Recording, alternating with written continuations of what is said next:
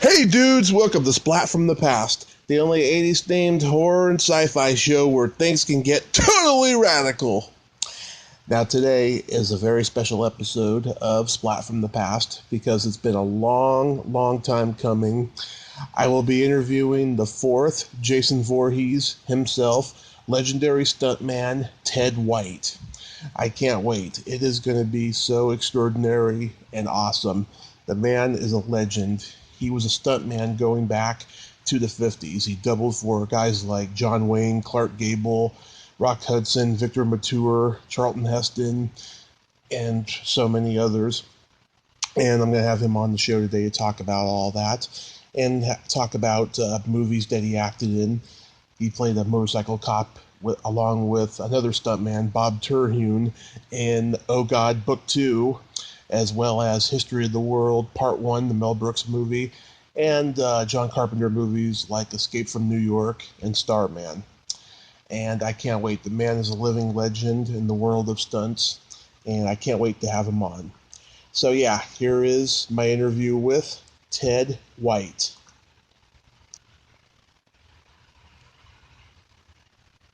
It's such an honor, sir. Thank you for taking the time today. Well, I don't mind. Not at all. How can I help you, pal? Well, so going back in time, growing up in Texas, did you ever think that you were going to be working in Hollywood movies someday? No, I never did. As a matter of fact, excuse me, I'm just getting over a cold. Yeah. As a matter of fact, when I grew up, I grew up in a little town called Snyder, Texas. That's out in West Texas. Out on a ranch about 60 miles from town. And all I thought about in those days was owning a good horse that I could work cattle on. And until I reached my 17th birthday and war broke out in the Pacific, and half of the guys that I went to high school with and some of them college joined the Marine Corps and left for the fight. I followed right along. So that changed my life forever, going in the Marine Corps. I've never thought back on the people that, well, I won't go into that right now. Go ahead. I was reading that you played football in high school. What position did you play? Tight end. Tight end. I was an O-line, D-line when I played football in high school. Well, I played high school and I played in college. I went to OU. Oklahoma University? Yeah. Nice. So what year did you get to Hollywood? Well, I came out here in 1956. I have two boys. One was 5 years old and one was 3 years old. And I had been married to this lady for, I think, at that time, 7 years.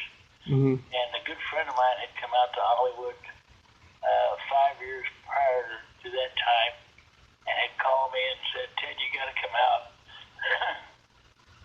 It's a land of opportunity. And at that time, I was in Oklahoma City. And he was in the car business, Lincoln Mercury dealer. And so I decided to come out and take a chance to see what it was like.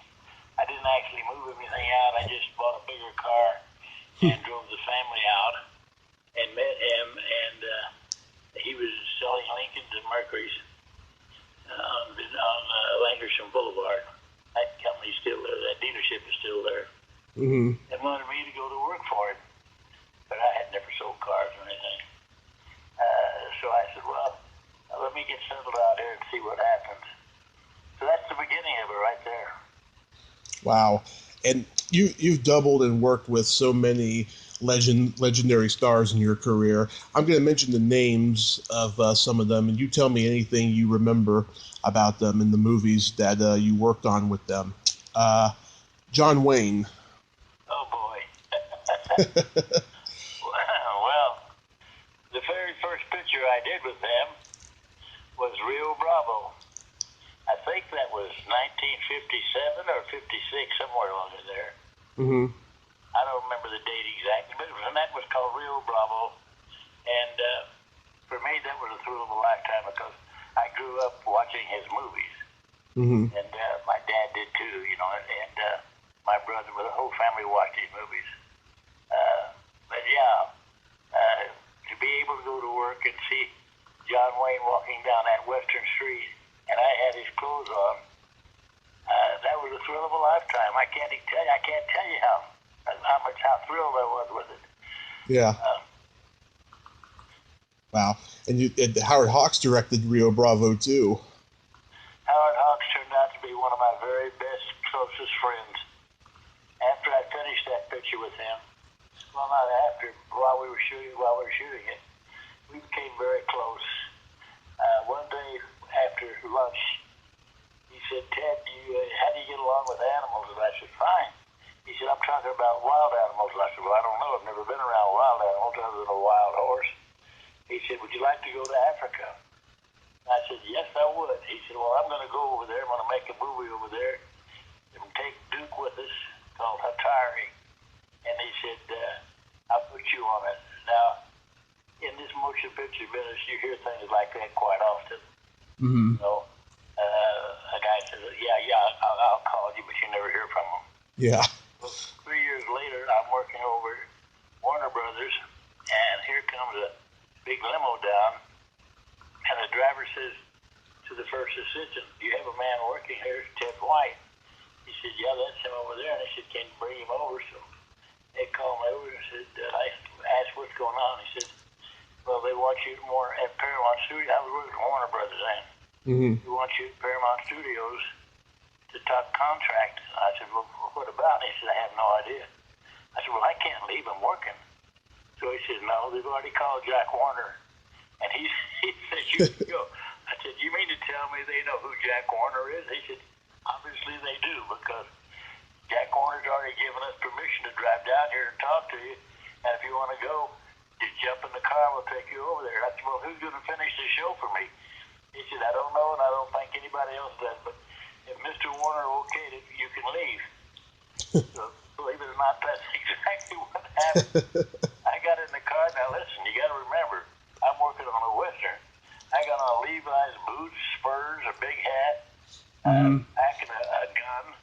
So the gun part, I gave back to the assistant there, and the rest of it I kept on and drove right over to Paramount Studios and right into Howard Hawks' office and shook hands and said, "You remember when we did Rio Bravo? You said you liked animals?" I said, "Yes, sir, I do." And he said, "Well, you're going to go." He said, "Next week you have to come in. We have to send you down to take all the shots." And that was the beginning of one of the best, most colorful times in my life. I enjoyed that show so much, and working on it was such a thrill for me.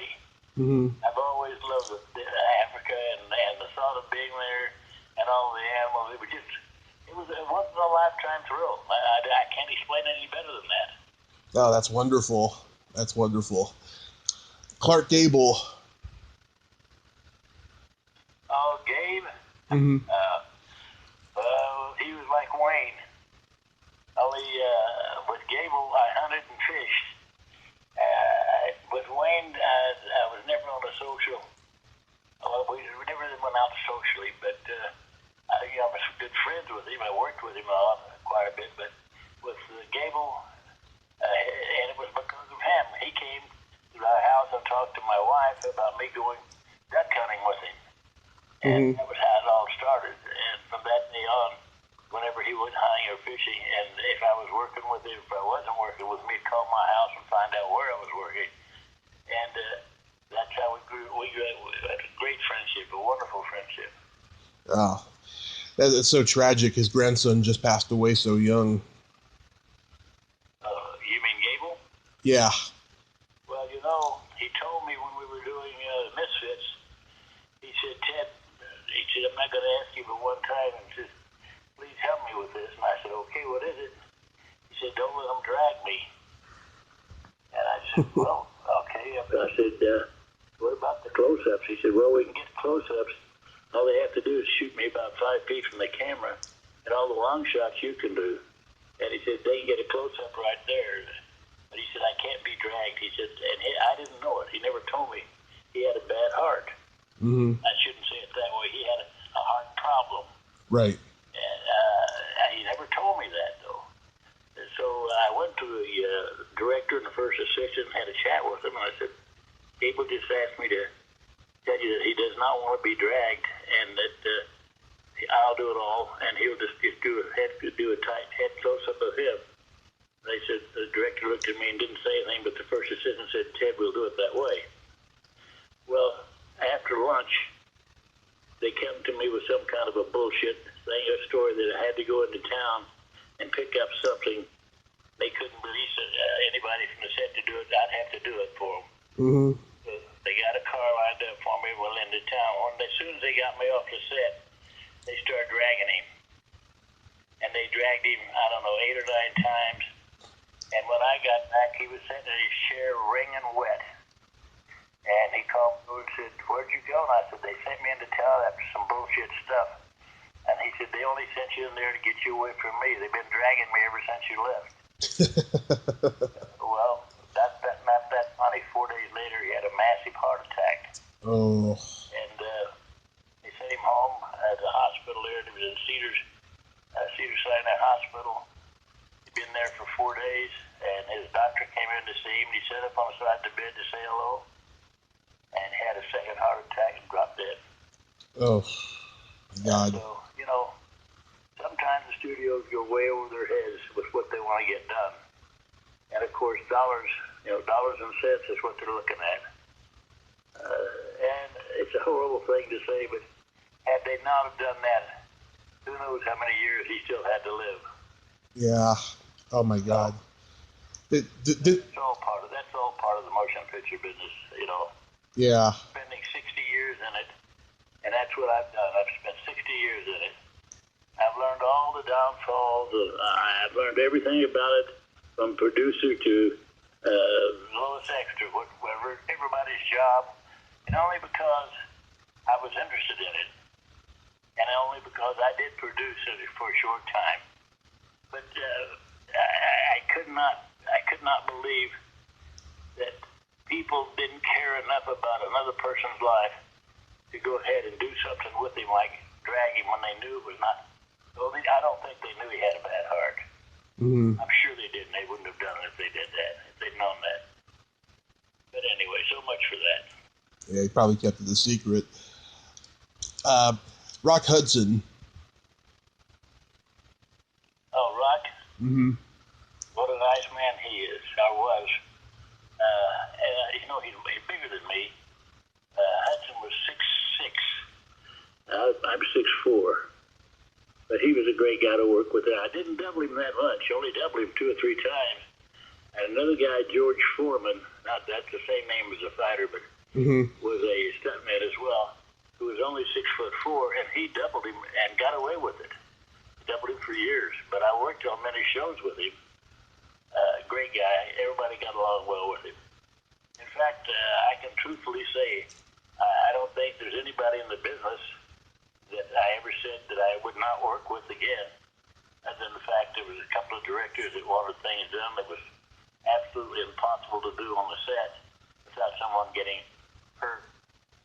And I refused to do it, and ended up going to court over it. But that's neither here nor there. It's just another part of my life. Mm-hmm. Not exciting. Victor Batur. Oh, Vic, he's one. I only did 2 shows with him. I never doubled him.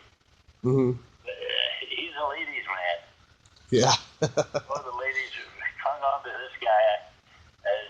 What the hell was that show he did with the 28 girls out in the Sahara Desert? He did a show, I can't remember, Scheherazade. Mm-hmm. And 28 of the most beautiful women you've ever seen. And they're 47 or 48 miles out into the desert. Mm-hmm. And the only way they could get in and out was drive.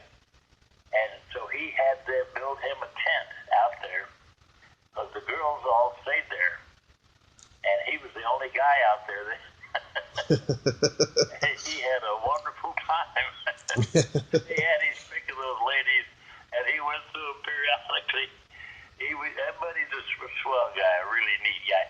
He owned the company. They sold television sets. Yeah. Where on the weekends, if he wasn't working, most of the times he wasn't, he would go down there and his store, and when people found out he was in the store, they'd pack it in there, and they'd sell out everything in the store in a few hours. So he had a great business. He was a great guy. Everybody liked him. Mm-hmm. I think he was a very underrated actor. Well, yeah. There's some shows that he did that I thought he wasn't suited for, but that's just me. Yeah. And oftentimes his leading ladies, they did complain about him. Mm-hmm. That's unfortunate. How about Charlton Heston? Oh, what a wonderful man. Well, a guy named Joe Canutt lived for years and years and years. But I also don't believe when Joe was on other shows. But just a great guy. I loved to hunt with him, fish with him. He had two sons that eventually got into business. But when he passed away, well, he had dementia the last 7 years before he passed away. Mm-hmm. He didn't know he didn't know any of us at that time. In Oh. fact, the last show we made, I'm trying to remember the name of it, he had just a cameo part, and they had his doctor right there with him, and they coached him on the dialogue until he had it down pat. I can't think of the name of the show now. Mm-hmm. Sorry about that. That's okay. Do you remember who you doubled for on the movie Cloak and Dagger? Cloak and Dagger? Yeah. No, I don't. You got to remember, I'm now 93. Yeah. And I did 60 years of that motion picture business, and my memory's not as good as it used to be by far. Yeah. I just can't remember. There's a lot of those names now that people ask me about, and I say, well, I can't remember. I can't remember this. And my wife goes with me sometimes on these interviews, and she will make notes and hand them to me so that she remember who it was that I worked for and with and so forth. Mm-hmm. She's a big help to me. Oh, that's good. Let's see here. You acted in a lot of movies. I remember when you and another stuntman, Bob Terhune, played motorcycle cops in Oh God Book 2. I'm laughing because Bob Terhune never rode a motorcycle in his life, and I didn't know it. I showed him how to put it in first gear, and that's how he did the whole show with motorcycle in first gear. Oh my God! What a wonderful. He passed away, but he was a preacher. Mm-hmm. He preached to all the stunt guys and all the actors on the set. What a great guy, though! Just a wonderful, wonderful human being. Yeah. That must have been a thrill, though, to be in a movie with George Burns. Well, I didn't really get to know him real well. I know him enough to say good morning to him or say something at lunch, but as far as having a conversation with him, I just didn't get that chance. In fact, when you're working as a stuntman with actors on the set, you really want to refrain from trying to start a conversation with them because 99% of the time they're going over their dialogue, even though they're not saying anything. In their minds, they're going over the dialogue, and when you come up and start wanting to hold a conversation with them, if they're a real gentleman or ladies, they won't say anything. But if they're not, they'll say, "Hey, excuse me, I'm doing my dialogue," and walk away. So no, I just I never made a point. I will always made a point that if they spoke to me first, I'd answer them. But other than that, I never went up to them and asked questions. I never started a conversation with them unless it was something pertaining to the shot. Mm-hmm. Yeah, my friend Terry Bolo, she was a casting assistant on that movie, and she got to play a part in it as well. Who? Her name's Terry Bolo. Who did you say it was? Terry Bolo. I know, but you say it was some part you owned. Yeah, she played a part in Oh God Book 2. Was that person some kin to you? Oh no, she's just a friend. She's been on the podcast. Oh, I see. I thought you said they were some kind of your friend or something or other. Oh yeah, she is a friend. Yeah. What part did you play? The scene where the little girl is first talking to God in the Chinese restaurant little lounge room. Her and a friend of hers are walking by, and they think she's crazy. Well, of course, I'm not on the set for that. You know, if I'm not involved in it, I'm never on the set. Right. So I don't get to see those things happening. Mm-hmm. But then I wouldn't want it any other way because it's boring as hell to be on a set if you're not involved. Yeah. You're just listening to other people do their dialogue and watching the director cut it and going back and forth between a director and the principals trying to get the scene worked out, putting the camera in the right position. And you've lived it, you've done it so many times. It's just not a thrill to you anymore to do it, unless it involves you, unless you're the one that's being told where to stand, how to stand, what to say. So I actually try to stay away from it as much as possible until after I've retired. Yeah, it's a long, boring day, from what I've been told. Yeah, especially if you get up at 5 o'clock in the morning and your first makeup call is 6 o'clock. Well, now when I did what the hell was it called? Friday 13th. Mm-hmm. I had a 3 o'clock call because I had to put makeup on, and the makeup took 3.5 hours. But after a week of that, it was costing them so much money in overtime for me. They made one thing.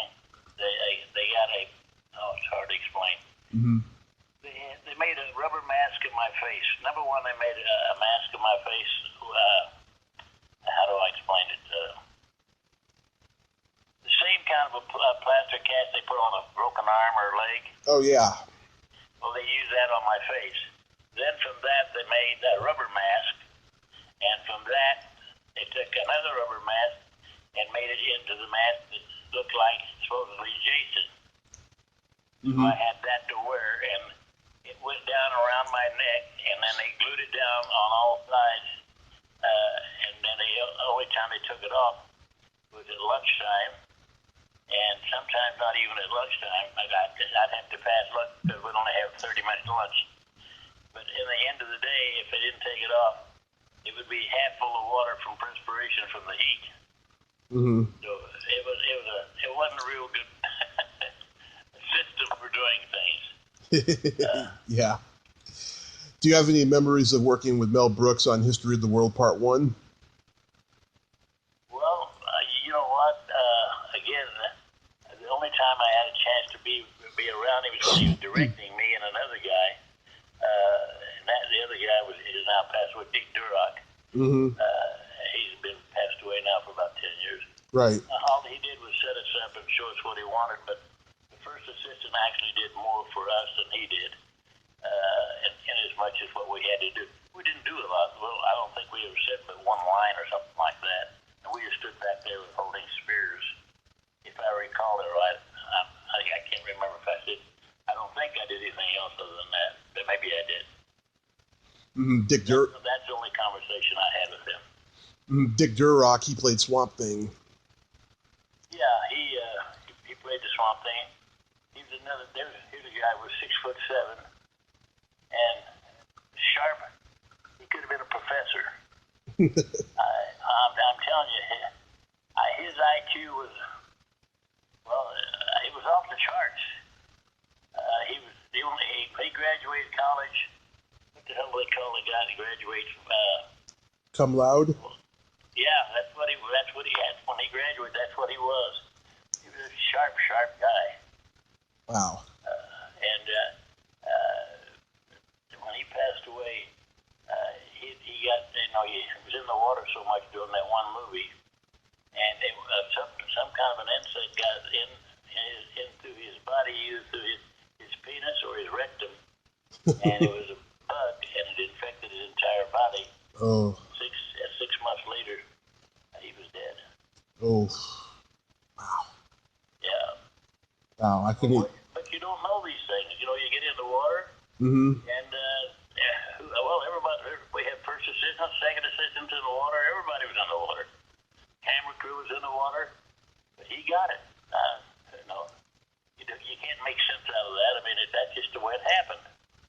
Yeah, I couldn't even begin to process that one. You worked with John Carpenter on Escape from New York? Yeah, John Carpenter's a great guy.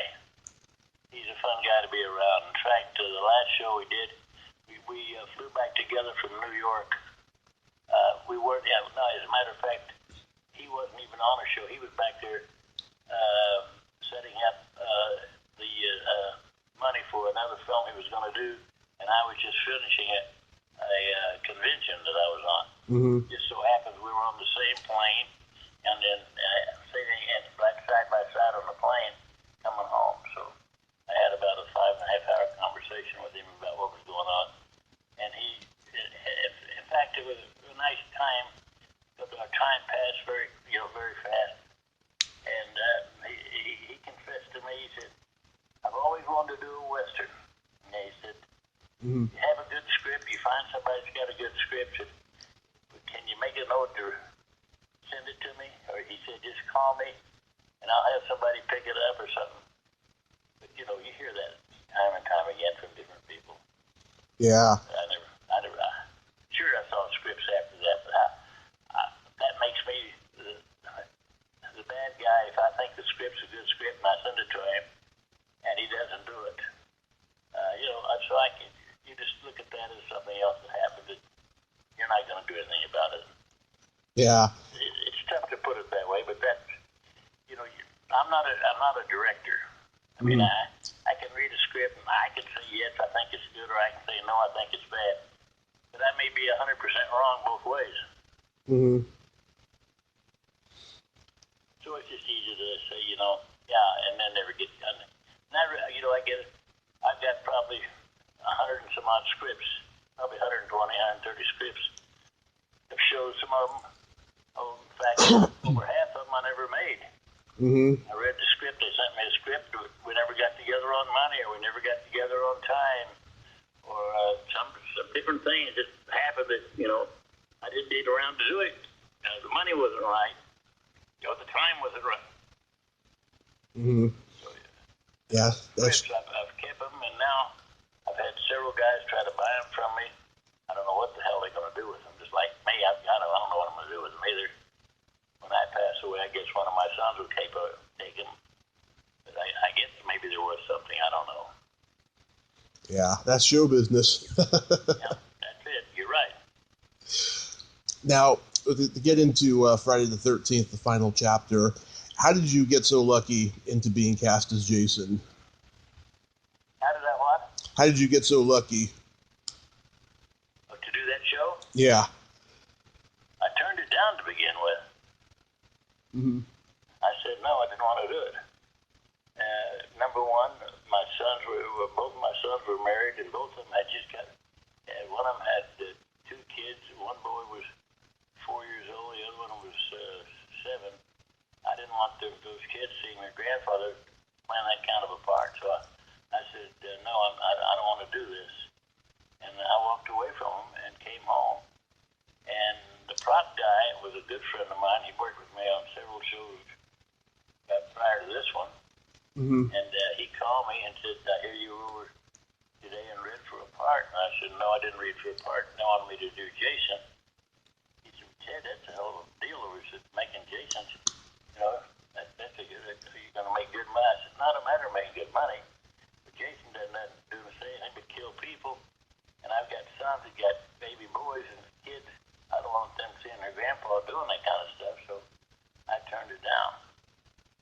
He said, well, let me come over and talk to you about it. So he only lived, 6, 7 blocks away. He came over, came in the office where I'm sitting right now, and we had a cocktail, and he was telling me about it. He said, the mask you're going to have on, they'll never know in the world who you are. Mm-hmm. And I never thought about it that way. So that's how I ended up doing it. Wow. If it hadn't been for him, I already turned it down and everything. Mm-hmm. Wow, so do you know if you were the only choice for the role that time? Beg your pardon? Say that again? Do you know if you were the only actor that was considered for that role? No. No, in fact, when I went in, there were 8 other guys there. All of them are 6 feet tall or better. And being my name starts with a W, my last name, I'm the last one to go in and read for the part. And as a matter of fact, I didn't even read for the part. Yeah. I was supposed to read for the part. They gave me they showed me the scenes in there that they wanted me to read from. Well, I memorized them because it took so long for me to go in. So by the time they got to me, well, we had a 9 o'clock in the morning call. They got to me at about 3:30 in the afternoon. But they had fed us lunch, and since my name had a W for the last, I was the last one to go in. So when I went in, they had already rehearsed it. I had already heard all these guys doing the dialogue and so forth. And I thought, to my mind, they'd already made up their mind who they were going to use. Mm-hmm. But obviously they hadn't, and I didn't know that. So I went ahead and did the dialogue with them and everything. And they were very nice to me. They said, would you mind waiting a few more minutes? And so I went out and sat down and waited, and there was 2 other guys who were waiting, 2 or 3. And I had read the same thing they read, of course. And we just talked about shows, different things, and so forth. And they came back out and said, okay, guys, we'll let you know. So we all left. I was on my way home. My wife called me and said the studio called and wanted to know if you want to turn around and go back. And I said, no, traffic's too heavy. I can't. I'd be there. I'd be on the road for an hour and a half trying to get back. Mm-hmm. I'll call them and come back tomorrow if I can. So when I got home, I called, and they were gone. I didn't get a hold of anybody, and the next day, about 9 o'clock in the morning, they called my house and said, can you come by today? And I said, no, I can't. I have another appointment. I was reading for another show at the Universal. Mm-hmm. And they said, well, what if we told you we think we want you for the part? And I said, well, naturally, that's going to make the difference. I'm not going to go read for something else if I know that I've got it. And he said, well, I'll say this. I'm 99% sure you're going to do it. So I said, well, then I'll come down. I called Universal and canceled out that appointment. Went down, and we settled on money and everything. We settled everything in a matter of maybe 15 minutes. Wow. I was in. And actually, the guys that I worked for that was one of the better companies I worked for, because everybody there took the time to come by and say hello, and took the time to be helpful, because they knew wearing this goddamn mask in the heat was horrible. I have to raise it up and let the water come out of it. It was a terrible, terrible time to be shooting it. Mm-hmm. Then the only time it got to be halfway decent when we started shooting at night, and I didn't have that much perspiration going. But through the day in the heat, it was just like it is right now. Mm-hmm. Are you here in Los Angeles? I've been Redding, California. Okay, well, I don't think it's that hot there, is it? Oh, it can get pretty hot over here. Well, anyway, so that's how I ended up doing it. I mean, it wasn't no magical thing that happened. And why they picked me over the other guys, they never did say. I don't think that I did anything when I read the part that I played as Jason. So Jason, as you know, didn't suck. Yeah. Was it a lot of time? Was it a lot of time in the makeup chair? Yeah, 3 hours and a half, and that's another thing they had to cut out. After the first week, they made a rubber mask that pulled down over my face and glued down all the way around my neck, and that was the end of the makeup. Wow. So they put that on me and glued it down. In a matter of 5 minutes, we were done. And the only thing they saw of me then is one eye. Mm-hmm. So, yeah, it was costing them so damn much money for the time I was in a makeup chair, and the time that they were waiting, the whole crew's waiting. And and those makeup time was 3.5 hours. And that's a lot of money when it comes, for a whole crew. Yep. You have any great stories about working with Corey Feldman? Well, he was only 11 years old. Yeah. His mother brought him to work, and she stayed with him every day. But the kid, he didn't have anything to do, and he was a mischievous kid, and he was always into trouble. But he got to a point where he irritated me by he'd get behind me and tickle the back of my neck and with a little straw where I couldn't see him. I'd back there thinking it was an ant or something. And he'd irritate me and fuck with me all day long until I finally found out it was him. And I tried to chase him and catch him, but he was still a little guy. He was like a rabbit. But his mother would always try to stay away from Ted.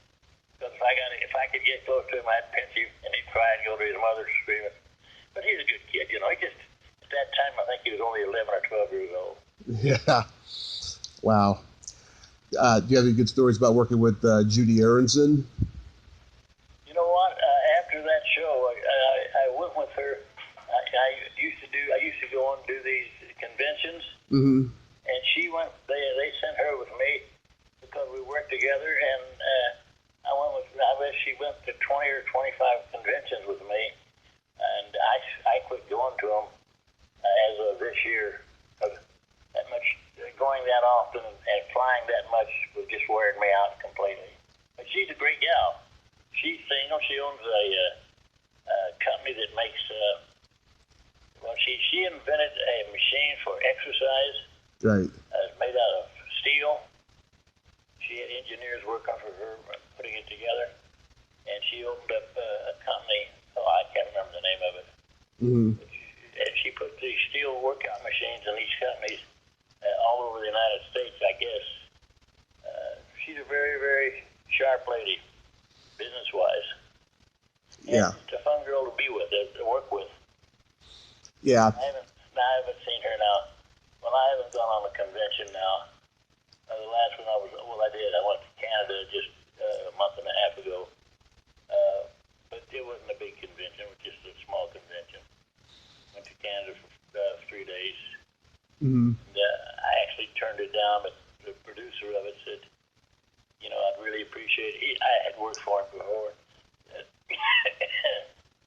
And he commented, I'd appreciate it if you'd come by. He said, we're trying to get our attendance up. And he said, it hasn't been that good recently. We ain't everybody we can get, so I said, okay, we'll go. But other than that, maybe I'll do one a year, but that's all. I just can't. I can't take that flying for 5 or 6 hours. Yeah. A lot of people can't do that no more. They do like 1 or 2 a year, and that's it. I beg your pardon? A lot of people, they do like 1 or 2 conventions a year now because it's just so much to do all that traveling. Well, I made a movie, and I made it in Australia, and that cured me of ever flying back. That was 16 hours in the air, and my wife was a smart one about it. She gave me a sleeping pill, and I took that sleeping pill, and on the first time that I went over, the only time that I went over there, the flight back, I didn't have a sleeping pill. It was horrible. Oh. God damn, sitting there that long. You either drink or gouge yourself on food. It's just that many hours on there. Maybe some people can do it and it doesn't bother them, but boy, it bothered me. It really bothered me. Mm-hmm. All the other Jasons were stuntmen. Did you know any of them? I beg your pardon? I didn't hear that part. Oh, I said all the other Jasons were stuntmen also. Did you know any of them personally? Oh yeah, sure. Yeah, those guys. In fact, a lot of the conventions I went on, they had them there. In fact, one convention was just for Jasons. All the Jasons were there. But yeah, Kane Hodder used to be there. I saw Kane all the time. Mm-hmm. There was always 2 or 3 of them. I don't know why, but they had us there, and we all made good money. I mean, wasn't any problem. Jersey, I'd come home with $35,000, and that's tax-free money, all cash. But now you go to another one, like I went to Las Vegas. Well, only made $6,000. You'd think Las Vegas you make big money, but no, it's $6,000. But I'm only, an hour from home by flying. Mm-hmm. But yeah, it's good money to go on the conventions. Plus, it's good for you, and it's good for the people that that pay to come in to the conventions and buy the pictures. And the pictures, I used to sell those pictures for $60 for an 8x10 colored picture of me. And all of that worked out to be, money-wise, very, very profitable. And I've never said I'm sorry that I did Jason. I met so many people that I'm still friends with, that I'll always be friends with. And I got to travel to some place I'd never paid to go to if I hadn't done that, if I hadn't had to be part of Jason. But yeah, a lot of the Jasons go together. In fact, I still hear from a couple of them. Well, two of them passed away. And Kane Hodder's one I hear from, and Richard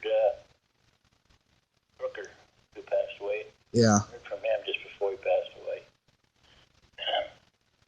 But those guys they're just like me. They get wore out, flying. Mm-hmm. Well, if you fly much, I don't know, do you do much flying yourself? Not that much, maybe once a year. Well, then you're okay. When you're doing it 2 or 3 times a month, believe it or not, it gets to you really, really hard. Yeah. A lot of money, a lot of time. All of a sudden, your voice is cutting out. I said a lot of time and a lot of money to travel. Yeah. So well, I don't mind traveling if I'm going someplace, for a vacation. Then 90% of the time I won't take an airplane. I'll drive. mm-hmm. If I have to take an airplane, if it's that far away, my wife goes with me. Makes it much easier. I have somebody to sit with and talk to and discuss what we're going to do when we get there and so forth. But that I can handle, but I can't handle like the 8 or 9 hours we used to have spinning a plane going to different places. That's just I guess when you get old as I am now, you get you get to where you want the pleasures in life more than you do the agony of sitting on an airplane for 8 or 9 hours. I almost went to Monsterpalooza last year that you and Corey Feldman were at, and I had a last-minute cancellation. I wasn't able to go. I was so disappointed by that. Where was it? Where were we? You two were at Monsterpalooza in Pasadena. Oh, yeah. Oh, in Pasadena. Yeah. Yeah, that's right. And you know what? Mm-hmm. That was not a good convention for me. I think I ended up making something like $15,000. It didn't make any difference. I saw a lot of people that I didn't know, that knew me from the show, but I made friends with people there, and so consequently I get messages from them on my computer all the time. But I guess that's what you have to do. You have to take the good with the bad. They're not all going to be like the New York shows where you walk out with $35,000. Mm-hmm. So how's your health these days? I'm fine. I'm 93. I don't take any pills. I don't have any constant medicine I have to take. Doctors, my wife's doctor doesn't believe it. Thinks I'm lying. But no, I don't take any medicine of any kind. And Wow. I never have. Wow. I'm from pretty rough stock. My dad was 6'4". He lived to be 97. And I'm 93. My brother, well, he didn't live that long. He died from cancer, but I think he was 56, 57 at the time he passed away. Oh. No, I don't. I'm very fortunate. I don't take any kind of pills. I don't take sleeping pills. When I take a sleeping pill, if that airplane ride throw it longer than 5 hours. Did you ever get really bad injuries doing stunts? Oh yeah. No, you can't. You know, for stunt work, you just have that's a given. You know that you're going to get hurt because invariably directors or producers will come up with something that hasn't been written, and while you're on the show, they want to do it. You have the privilege of, if it's not in the script, they can't say yes, you've got to do it. Mm-hmm. In fact, you can turn down anything if you think it's dangerous, where you're going to get hurt, and they can't do anything about it. But if it's in the script and you've read the script and you've taken the show, then you're liable to do the stunt. So I've had that happen. But after I've said yes, I'll do it, and they've started setting it up, I'll give you an example of what it was. The hell was the name of the show, though? I can't think of the name of the show. Okay. Anyway, it was, I was on a train. I can't remember that. I can't remember the problem now. I'm going to have to pass on that one for you. That's okay. Yeah, I mean, you were a stunt man in the golden age of stunt performing. I mean, even a little bit after you, there were guys doing stunts in Hollywood that were amazing, like Dar Robinson and Gary McLarty and the Uppers. Do you know all those guys, the Uppers and all of them? I know who they are because I know that you know of them. I know of them because I'm such a movie buff. Well, Tony Uppers is he's passed away, but he was my size and a tough dude. Nobody ever messed with Tony. I mean, he was just but he was a guy that you could work with and do the toughest stunts there was, and you could always depend on him to be right there, no matter how tough it was going to be. He wouldn't back off, and I love working for him. I love working with him. I always thought that before it ended that he and I would fight, but it never ended up that way, thank God. I wouldn't have wanted to do that. I feel sure that Tony would have kicked my butt.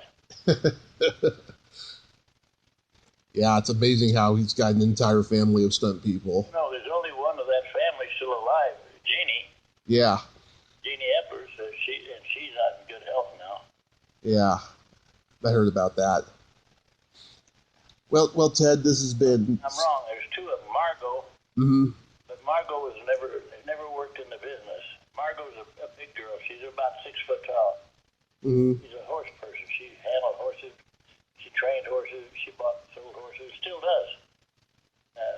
But when she was 17 and 18, she married a guy, Dick Cox, who's a stuntman. He's now passed away. Mm-hmm. She was probably one of the most beautiful girls you've ever seen. She had long blonde hair, clear down to her waist, and she used to ride down a dirt road in front of her house on a pinto pony she had, and she was a sight to behold. Guys, the girls come out to take a picture of her riding that horse down. She looked like something in a magazine. And she's still alive, but most of the Uppers family's gone. Yeah. Wow.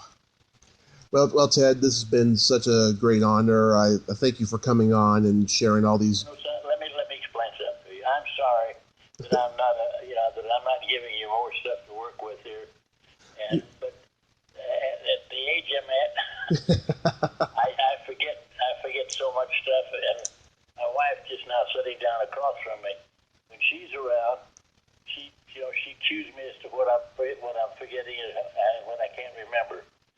But that's what's happening with me right now. You've been very wonderful. You've given me a lot of good stuff today. Well, I certainly hope so. You sure have, sir. And I enjoyed your great stories of old Hollywood. And if you do a convention once a year in California, I hope I get to meet you. Well, I hope sometime we have a chance to meet. That would be extraordinary, sir. Well, you have yourself a great day, and like I said, hope I get to meet you someday. Oh, it's a talking to you, pal. Take care of yourself. Thank you, sir. Bye-bye. Bye-bye. Well, there you have it. Ted White. Ain't he the coolest? Extraordinary man of old Hollywood stories. I've enjoyed every minute of talking to him. And even if he forgot stuff, that's okay. He gave me lots of good stuff. If you like this video, everyone, please subscribe to my YouTube channel. Add me as a friend on Facebook. Join my Tommy Kovac comedian page on Facebook. Follow me on Twitter and Instagram and all that fun stuff. Well, that's all the time we have this week on Splat from the Past. Until next time, this is Tommy Throwback Kovac saying, there's no shame in living in the past, because the present sucks. Later, dudes. Ch-ch-ch. Ch-ch-ch.